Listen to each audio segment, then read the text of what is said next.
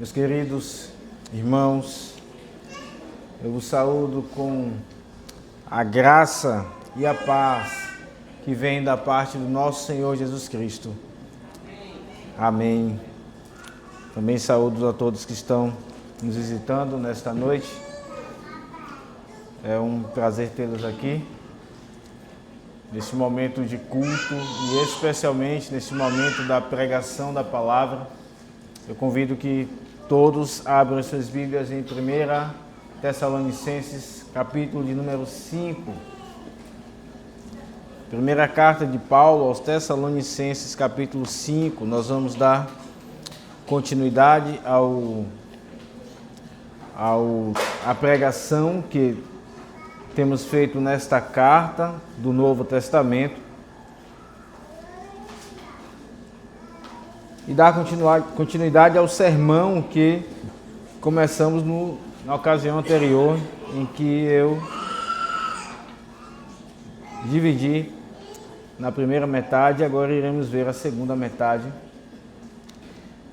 Há uma unidade aqui nos versos 16 a 22, na verdade a unidade maior aqui é versos 12 a 22, por isso então eu lerei versos 12 até o 22, mas o nosso sermão se dará apenas nos versos 19 ao verso 22.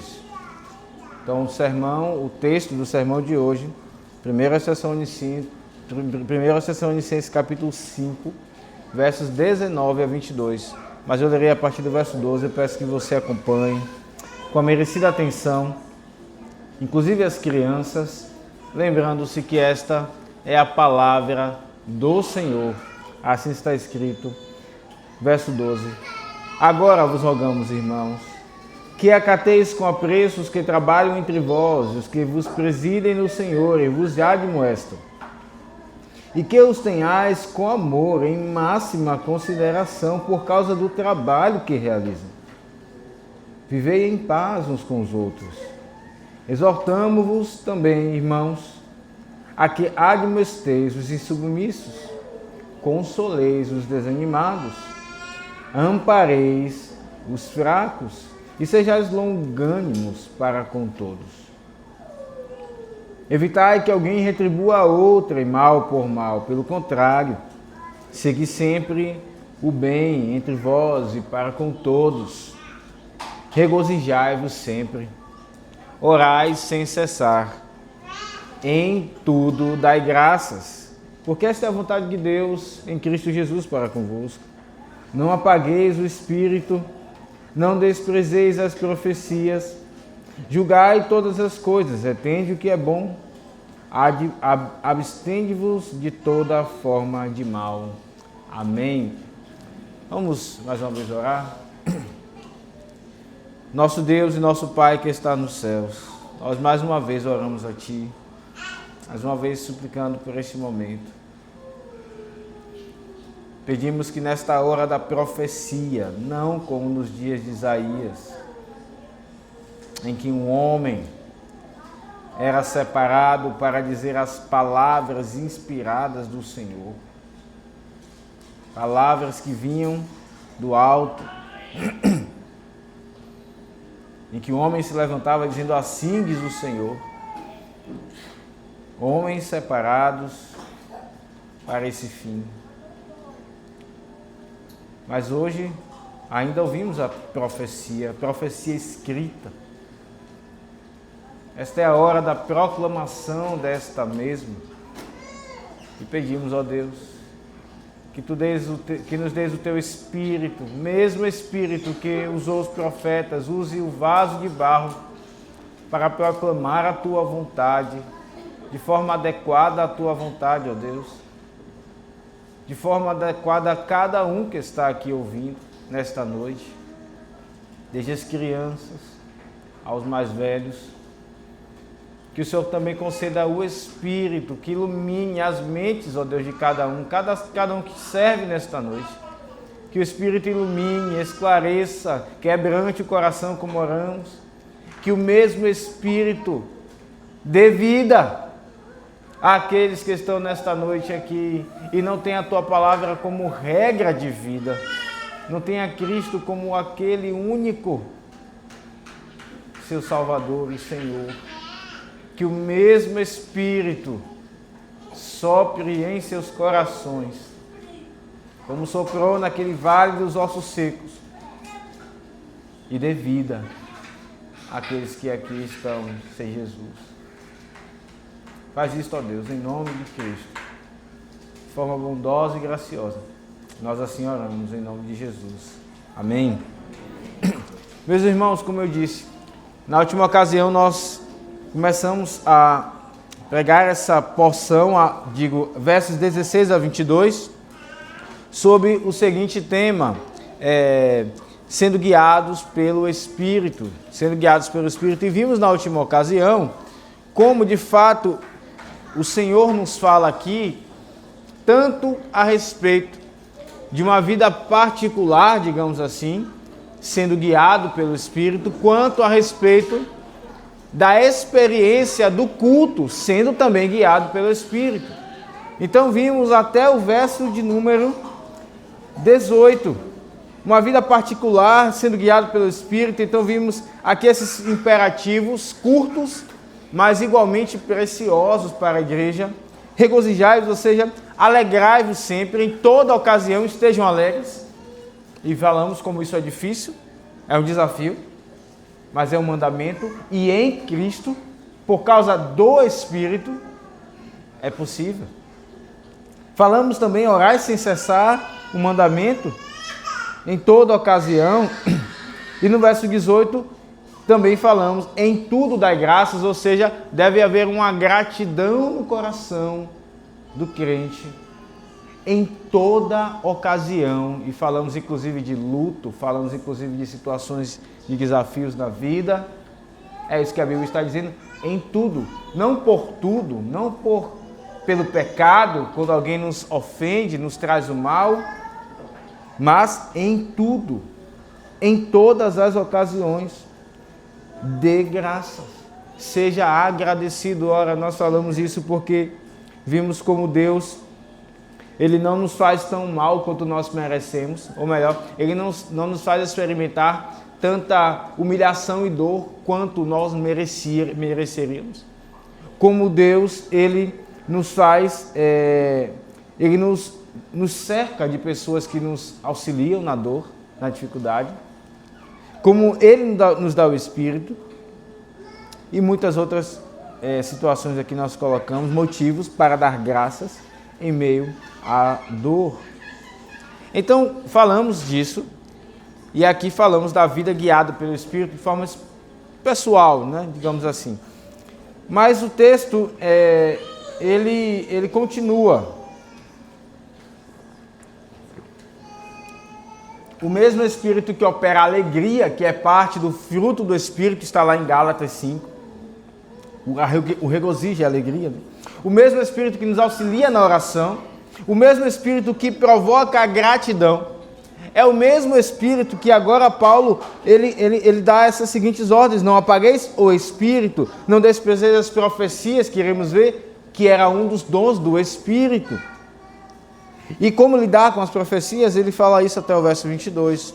E veremos então esse sermão, né, que aqui é metade do sermão, a segunda metade do sermão que iniciei na última ocasião, sobre esse ponto, intitulei Honrando o Espírito no Culto. Honrando o Espírito no Culto. Então volte seus olhos aqui para o verso de número 19, onde está escrito: não apagueis o Espírito. Esta é uma ordem muito simples, muito curta, mas é uma ordem em que há muito a explicar.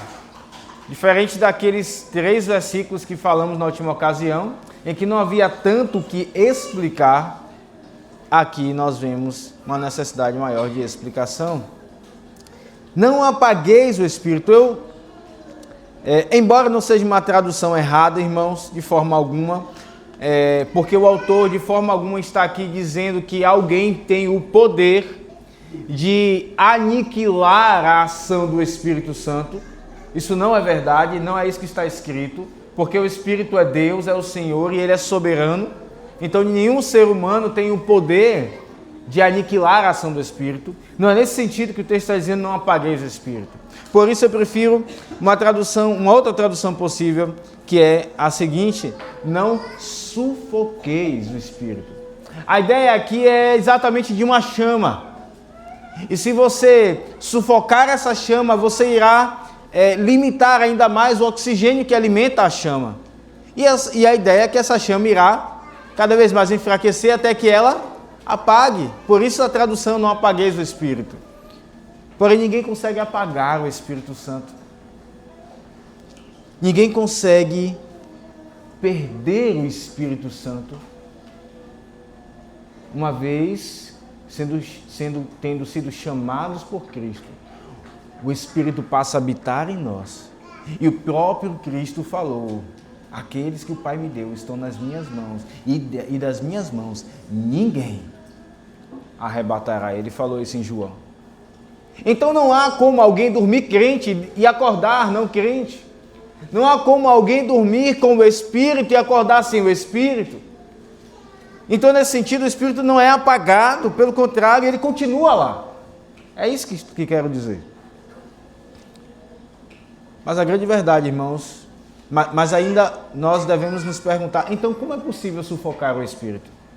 Porque isso de fato está aqui. E nós podemos responder isso de algumas formas. Em primeiro lugar, olhando o contexto próximo, onde Paulo falou inclusive da oração. Sem oração, nós sufocamos o Espírito que habita em nós. Porque a oração, alguém já disse, John Bunyan, é o respirar da alma do crente. Se alguém sufocar a tua respiração, o que irá acontecer? No início você irá começar a se debater. Mas se alguém continuar tendo sucesso em tapar o seu ar, o que vai acabar é que você vai morrer.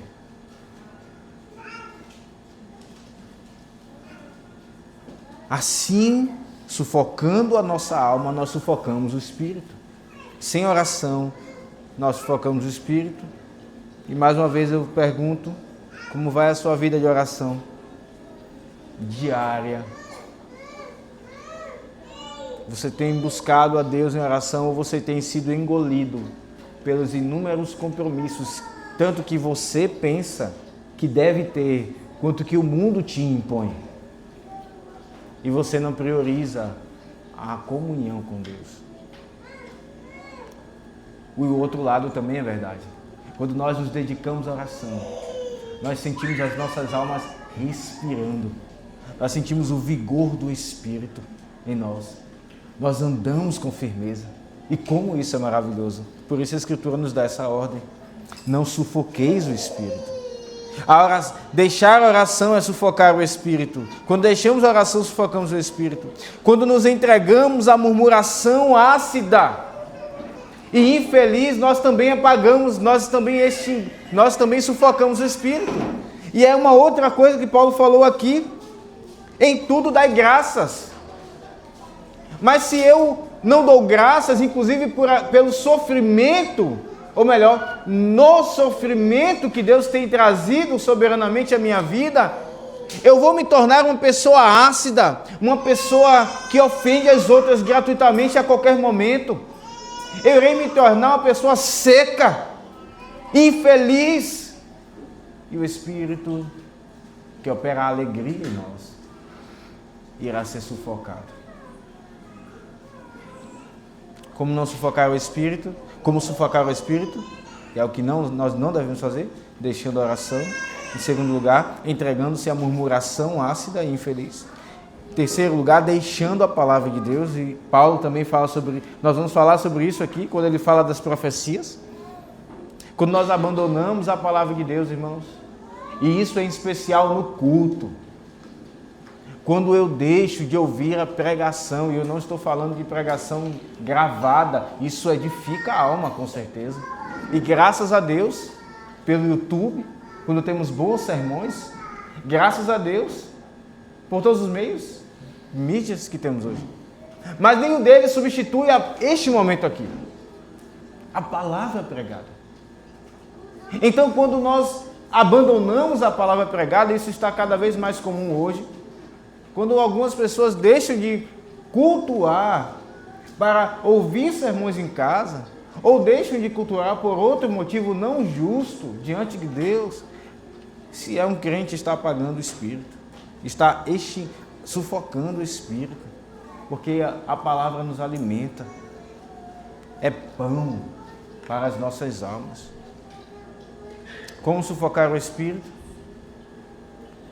Negligenciando os dons que o Espírito nos dá.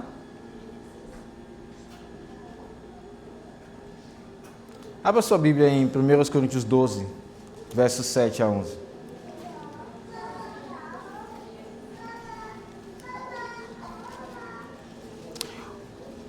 Hoje não temos mais dons temporários.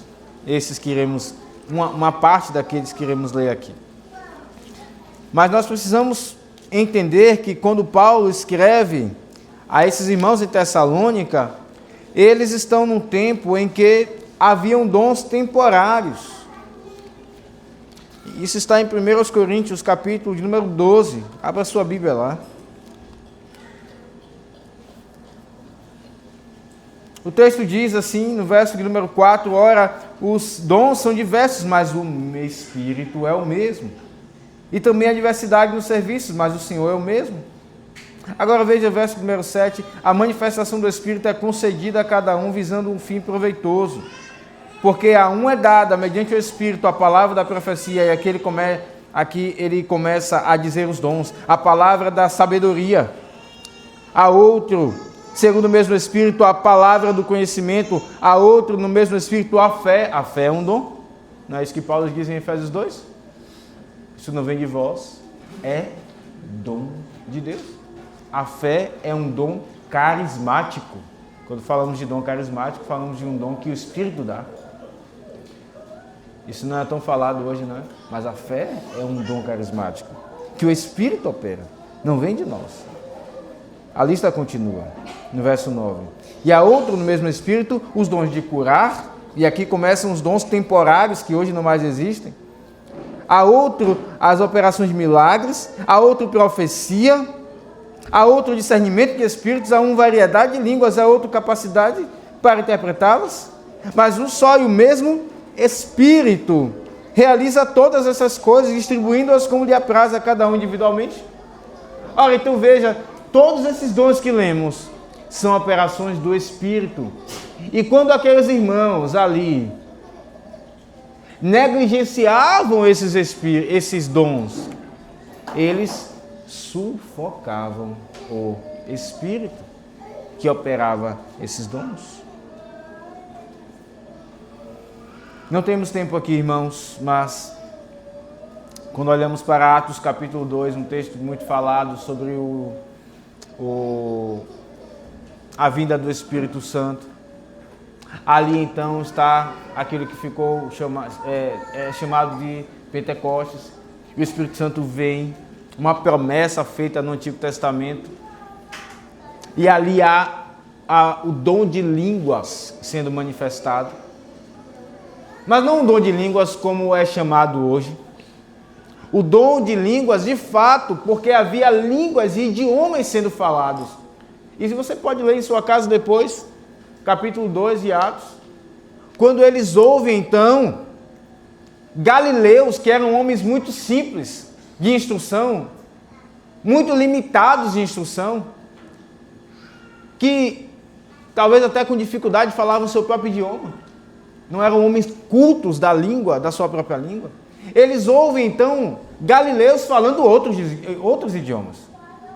Ali estavam judeus de diversas partes do mundo festejando a festa de Pentecostes, como todo ano eles faziam.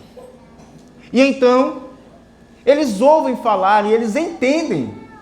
Isso está lá em Atos 2. Não são galileus todos estes? Como os ouvimos falar na nossa própria língua? E eles começam a citar os locais da Capadócia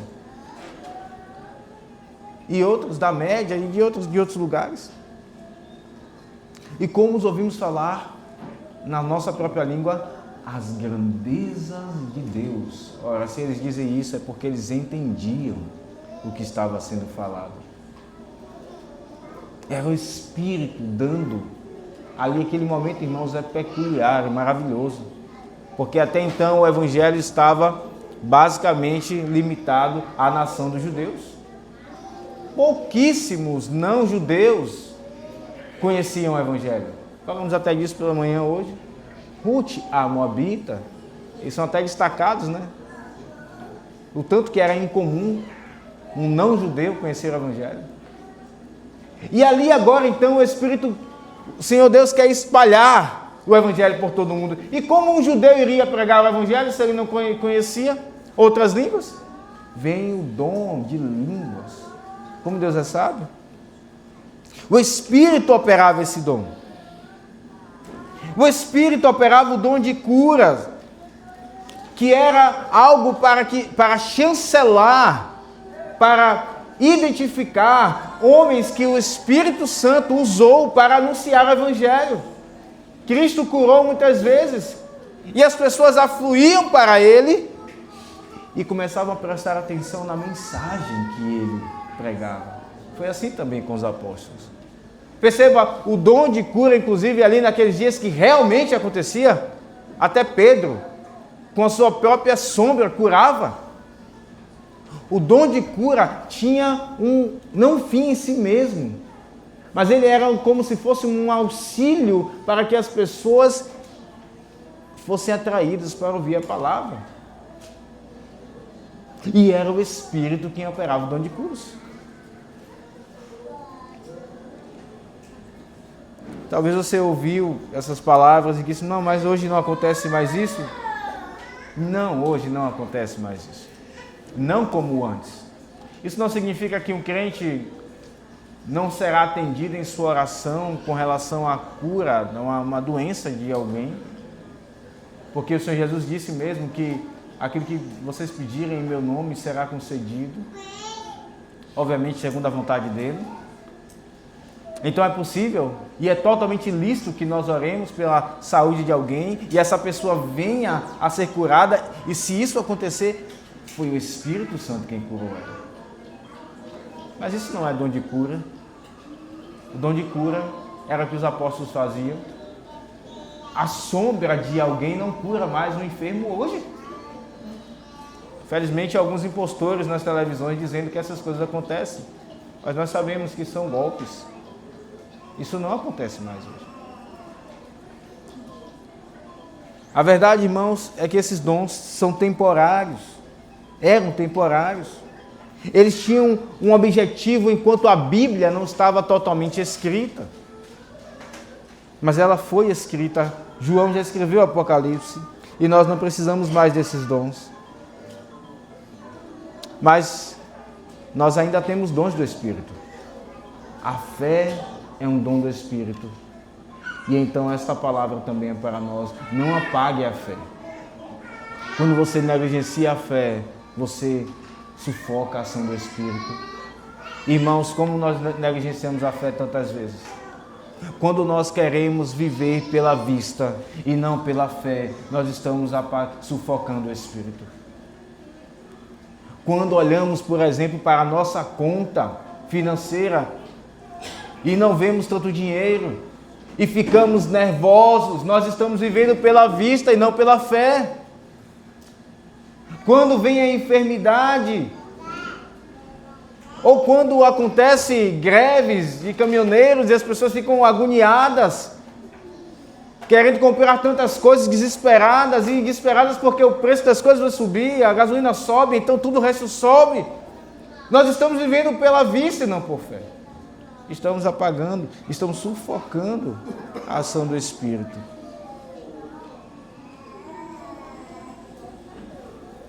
O mesmo se aplica para diversos outros dons que o Espírito ainda opera em nossos corações. Se você abrir depois em Romanos capítulo 12, você verá. Eu apenas vou citar aqui Romanos 12, a partir do verso 6. Paulo fala de alguns dons do Espírito. Depois ele fala no verso 7 do ministério, deve ser feito com dedicação. O que ensina com esmero, E não apenas os presbíteros que ensinam, mas todo aquele que na igreja ensina. Isso se estende a você, meu irmão e minha irmã, que ensina nas classes da EBD. Diz o texto que ensina, esmere-se no fazê-lo, que exorta com dedicação, que contribui com liberalidade. Então, irmãos, tudo isso é dom do Espírito. Até contribuir, seja financeira, materialmente, com conselhos ou de outras formas. É dom, é presente do Espírito, é graça dele. Às vezes nós não pensamos nisso, não é? É uma oportunidade, é graça. E quando nós não operamos essas coisas, estamos sufocando o Espírito. Veja, tudo isso que falamos até aqui está resumido nesta frase: não apagueis, ou melhor, não sufoqueis o Espírito. Mas Paulo continua o texto. No verso 20, ele diz: não desprezeis as profecias. E ele está continuando de fato, porque a profecia era um dom, um dos dons, e não mencionamos ele antes, porque agora iremos falar mais dele. A profecia era um dom do Espírito Santo, que era operado no meio da igreja naqueles dias. Não mais hoje, como antes. E as Escrituras então nos ensinam, irmãos, que a profecia ela tinha um valor peculiar diante de outros dons. Abra sua Bíblia em 1 Coríntios 14. 1 Coríntios capítulo 14.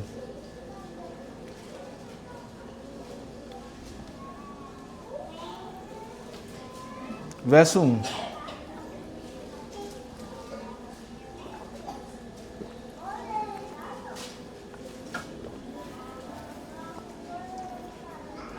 Segui o amor e procurai com zelo os dons espirituais, mas principalmente que profetizeis. Veja aqui uma evidência da profecia. Por que Paulo fala principalmente que profetizeis? Ele continua. Agora leamos o verso 2. Porque quem fala em outra língua não fala a homem senão a Deus. Que, visto que ninguém o entende e em espírito fala mistério, mas o que profetiza fala aos homens, edificando, exortando e consolando. Irmãos, por que a profecia é colocada aqui em evidência? Porque quem falava em línguas, às vezes, estava falando, edificando a si próprio. Mas aquele que profetizava, edificava os outros. É por isso que a profecia é colocada aqui em evidência. E no verso de número aqui, continuando, no verso de número 4, ele diz: o que fala em outra língua, assim mesmo se edifica, mas o que profetiza, edifica a igreja. Paulo então diz, no nosso texto que estamos pregando, não desprezeis as profecias. A profecia, meus irmãos, era algo que o Espírito Santo dava para o momento em que a igreja estava vivendo. Pensemos um pouco aqui na igreja. O que eles estavam vivendo naqueles dias? Antes, o povo de Deus vivia ali entre os judeus, em um lugarzinho. Toda a nação era povo da aliança. Então não existia alguém, por mais errado que andasse, que não fizesse parte da igreja. Agora então o Espírito espalhou o Evangelho. E eles estão em lugares, em sociedades que são perseguidos. Por exemplo, em Corinto, os negociantes eram perseguidos porque eles não adoravam aos ídolos da cidade. Então eles eram perseguidos quanto aos seus fornecedores de produtos. Quem comprava na sua mão, também não era todo mundo que comprava, porque aquele comerciante não se dobrava a Diana dos Efésios. Então Paulo ele tem questões e várias questões, ele tem questões do casamento para falar, entre judeus e gentios. Várias situações surgem, é necessária de fato a profecia é a palavra de Deus. Deus fala com o seu povo. Assim diz o Senhor. Assim diz o Senhor. Mas alguns olham para esse texto, irmãos de Tessalônica, e eles dizem que essa profecia era uma profecia menor do que a profecia do Antigo Testamento. Justamente pelo texto que temos aqui. E eu preciso explicar isso. No Antigo Testamento, as pessoas elas precisavam fazer distinção entre o verdadeiro e o falso profeta. Entre a verdadeira e a falsa profecia. No texto que lemos na liturgia, nós vimos isso. Por exemplo, abra sua Bíblia em Deuteronômio 13.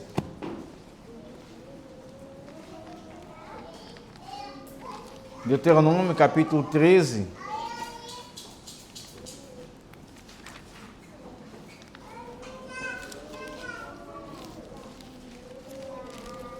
Veja, verso 1.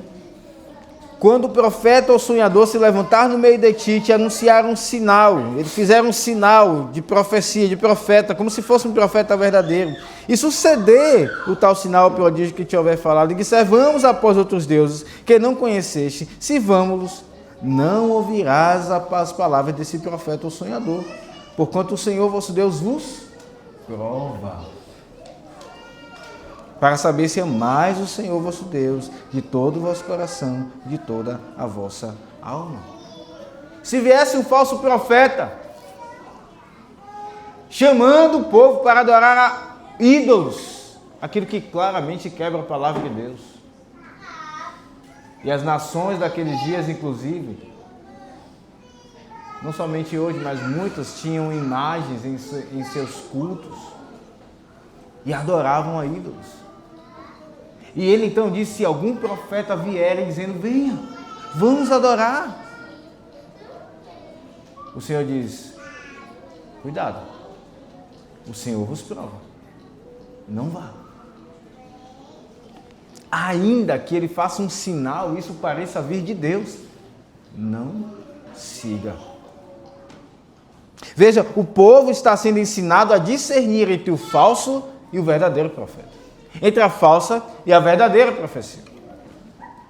E alguns então olham para o texto, voltando aqui para Tessalonicenses, o texto do sermão, e dizem, veja, o texto diz no verso 20, não desprezeis as profecias, julgai todas as coisas, retende o que é bom.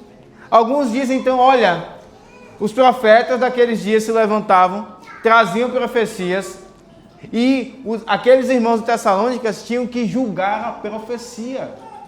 O que era verdade, eles tinham que receber. O que era mentira, eles deixavam. É isso que alguns entendem quando Paulo diz aqui, julgai todas as coisas. Mas o Antigo Testamento nunca ensinou isso e nem o Novo Testamento. Não eram algumas palavras que tinham que ser abraçadas e outras não. Ou era a profecia verdadeira, ou era a profecia falsa. Se você abrir a sua Bíblia lá em 1 aos Coríntios capítulo 14, você irá entender melhor o que eu estou dizendo.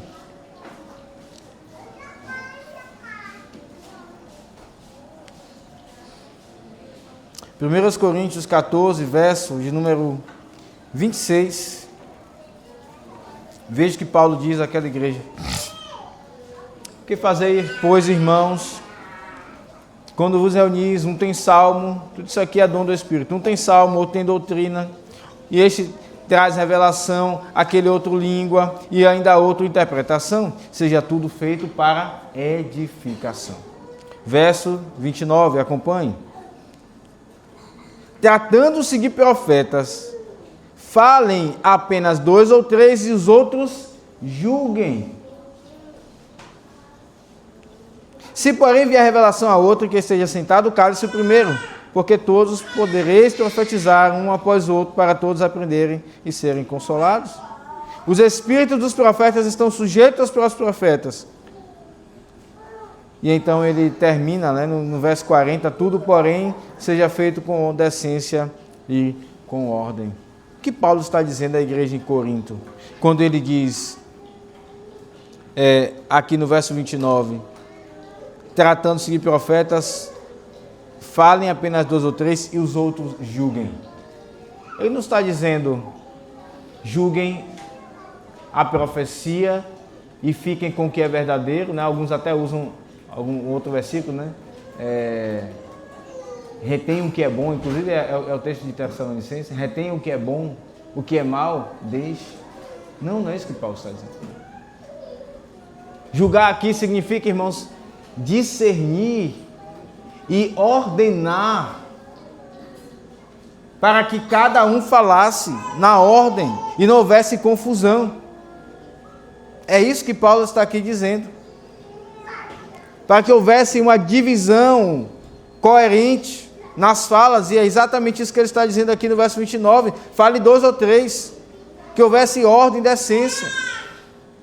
Mas infelizmente um teólogo chamado Wayne Grudem disseminou uma interpretação falsa desse texto, e muitos, até bons teólogos em nosso país, teólogos reformados, conhecidos, dizem: essa profecia ela é inferior à profecia do Antigo Testamento. Essa profecia tem erros, e então o povo tinha que julgar o que é verdade e o que é mentira. Pensa que confusão seria. Chega algum profeta dizendo em nome de Deus, e a igreja tinha que julgar, recebia o que é verdade, mas no meio da verdade vinha mentira, eles tinham que separar a mentira da verdade. Que loucura seria! Deus não é Deus de confusão, é Deus de ordem. Essa profecia é no mesmo patamar da profecia do Antigo Testamento, irmãos. Então, veja, volte agora para o verso, para Tessalonicenses 5. Quando Paulo então diz: julgai todas as coisas, ele não está dizendo aqui, e retende o que é bom, ele não está dizendo aqui: olha, ouça um que se levanta em nome de Deus.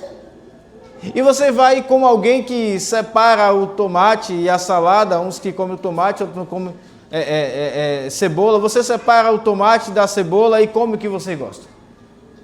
Não. Ele está dizendo: julgue. Se é um falso profeta, não ouça. Mas se é um profeta de Deus, retenha o que é bom. Retenha o que é bom. E no verso 22 ele diz: abstende-vos de toda forma ou aparência maligna.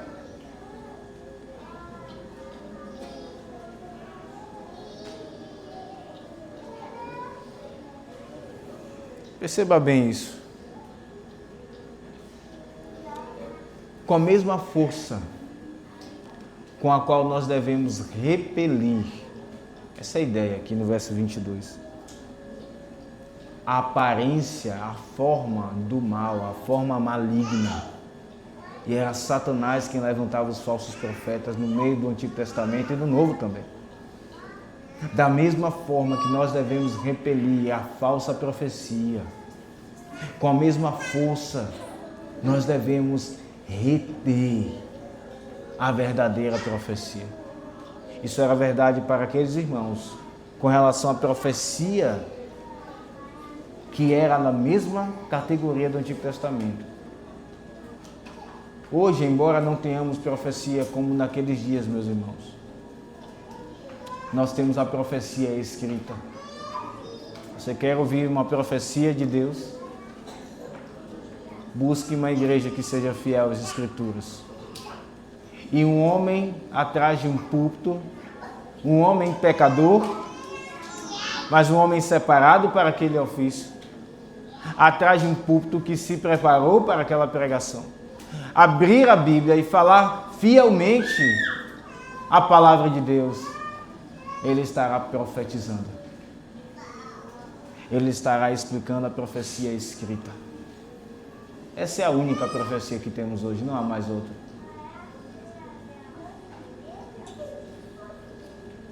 Ele pergunta: quais as profecias que você tem ouvido hoje?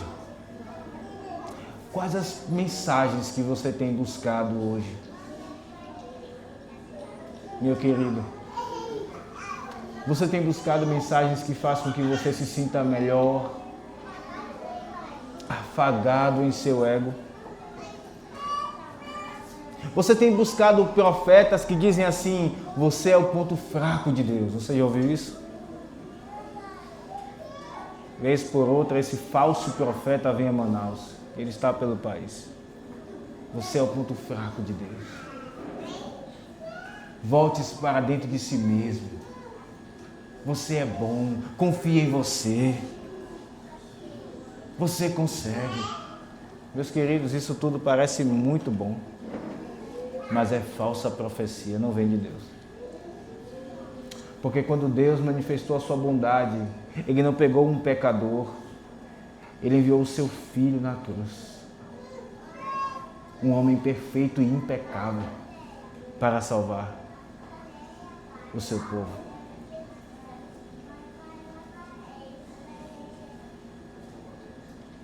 Deus faz com que nós nos voltemos para Ele.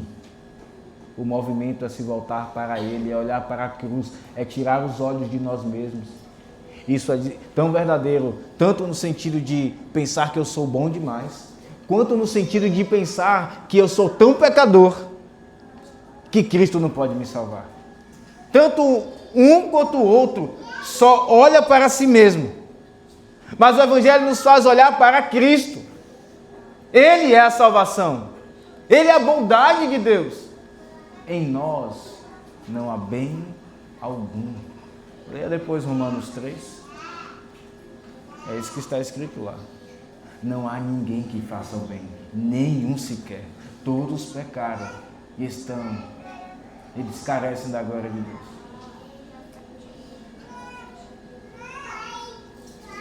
Que mensagem você tem buscado? Mensagem de prosperidade financeira? Mensagem de que você vai ser curado? Todas essas, elas são falsas. Elas são aparentemente verdadeiras, mas a palavra de Deus diz que até Satanás, ele se traveste de anjo de luz.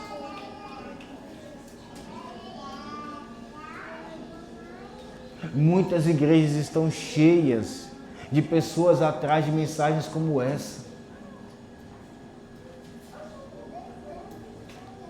Mas quando elas não são curadas, elas se frustram e abandonam. Quando elas não ganham dinheiro, elas se frustram e vão embora. E quando elas ganham dinheiro, aí então que elas se afastam de Deus. Ainda mais. Se esquecem.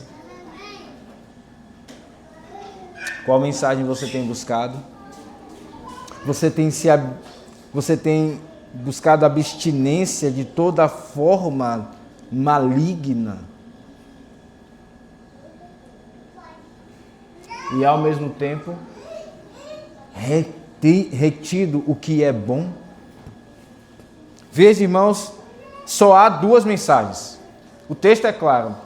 Aquilo que é bom e aquilo que é mal. Aqui um paralelo muito claro. Enquanto a falsa mensagem é má, a mensagem de Deus é boa. E como a palavra de Deus está cheia disso, ela é saúde não só para a alma, mas para o corpo. A palavra de Deus faz bem até para o corpo. Isso está escrito. Para os ossos, para o corpo. Enquanto muitos estão atrás de coisas que não enchem a alma, eles estão caindo em tristeza profunda. E alguns até pensam em tirar a sua própria alma, a sua própria vida. E o seu corpo começa a se encher de dores terríveis. Aqueles que abraçam a mensagem de Deus, eles sentem saúde, inclusive em seus corpos. Eu não estou dizendo que aqueles que estão em Cristo não passaram por tristeza profunda e dores, não é isso que eu estou dizendo.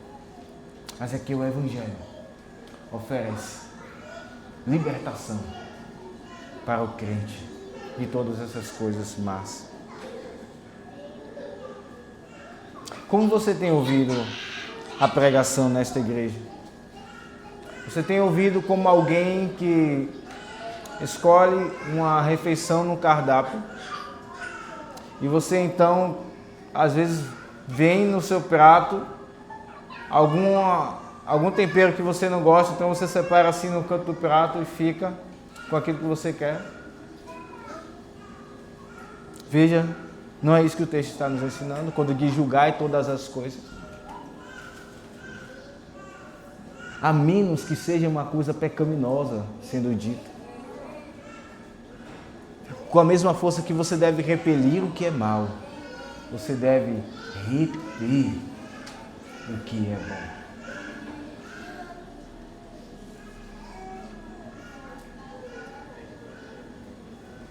Meus queridos, como esse texto de fato mostra o Espírito Santo agindo no meio da igreja, no meio do culto, que a nossa experiência ao ouvir a palavra de Deus seja semelhante ao povo de Deus que ouvia as profecias. Quando o profeta se levantava, ele dizia: assim diz o Senhor. E o povo de Deus era edificado. O povo de Deus era iluminado no seu caminho. Era guiado e não via confusão. Da mesma forma, essa seja a nossa experiência. Que nós nos sintamos confortados, encorajados com a palavra que Ele nos dá. Discernindo o mal neste mundo de trevas.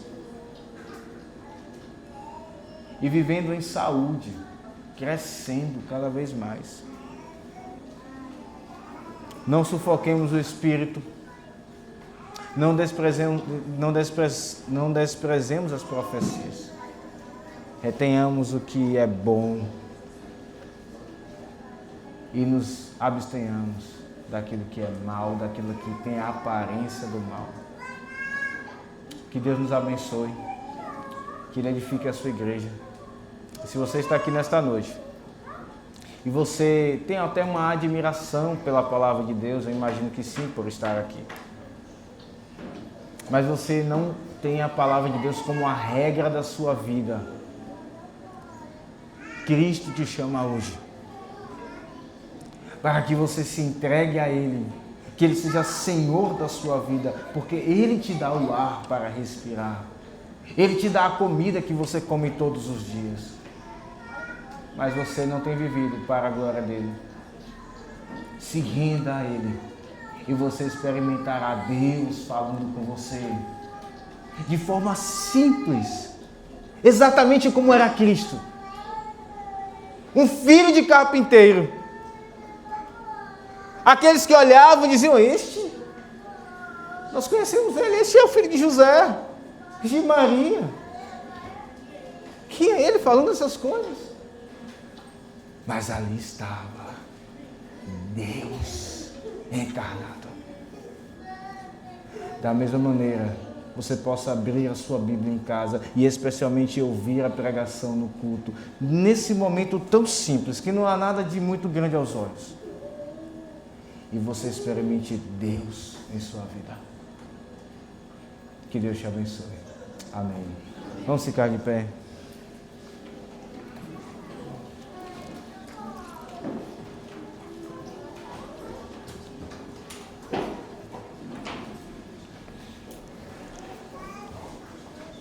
Senhor, nosso Deus e Pai, te bendizemos e te agradecemos pela tua palavra.